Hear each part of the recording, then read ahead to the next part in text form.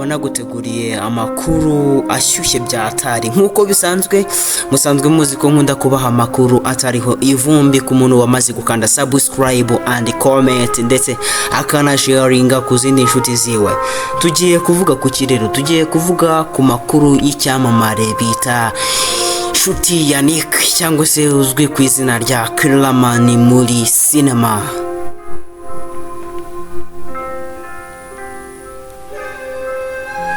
Uyu muhanzi bita Nshuti Yannick cyangwa se umwite Kiramani yakoze ubukwe ejo bundi ku itariki 3 z'ukwezi kwa gatanu.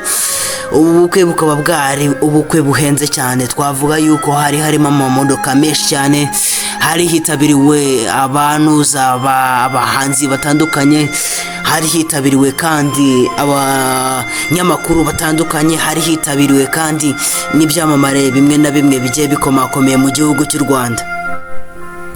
Twavugaho kandi byakomeje gutera impagarara kuri mbuga nkoranyambaga za YouTube, aho bavugaga yuko uno muntu bita Kiramani cyangwa uwamenyeranye n'abakunzi be muri filime zitandukanye nyarwanda cyangwa se mu makomedi, bavuze yuko muri buno bukwe bwiwe yakoresheje amafaranga menshi cyane agera mu mamiliyari.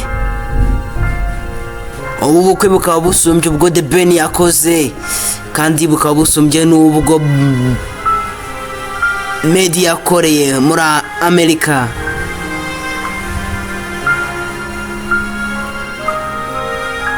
Byari ibirori ndasubirwaho kuko uno mushuti wanyu bita Kiramani yakunze uyu mukobwa cyane kugeza naho bemeye kurushinga.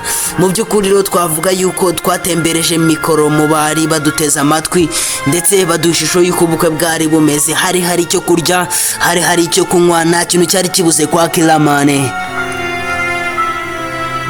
Muri makeya ibintu byari byinshi cyane ku buryo bimwe byanasigaye, ariko mu by'ukuri yashatse umukobwa mwiza cyane.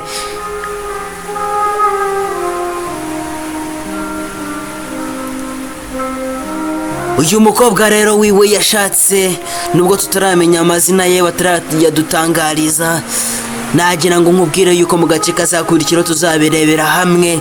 Ese ni igiki Kiramani? Ese ni igiki abantu batwerereye Kiramani? Dore ko Rock Kirabiranya we yamuzaniye ikintu bita imbuzi, ntumbaza icyo ari cyo, ubanza ari ikintu gituruka muri za Kongo cyangwa se muri Amerika hafi aho. Mu gihe uwo bita Bushido we yamutaniye dread kandi Kiramani we ntajyambara dread. Ibi byakomeje gutera impagarara kuri bose, aho bagiye bavuga bati ese izi dread Kiramani azazimaze iki? Nagira ngo ngusabe rero mare gukora subscribe kuri M1 Darazayani kuno channel, hanyuma uzajya ubona ibintu byinshi cyane nzajya ngenda nkugezaho, hanyuma tujye dukomeza kubana neza.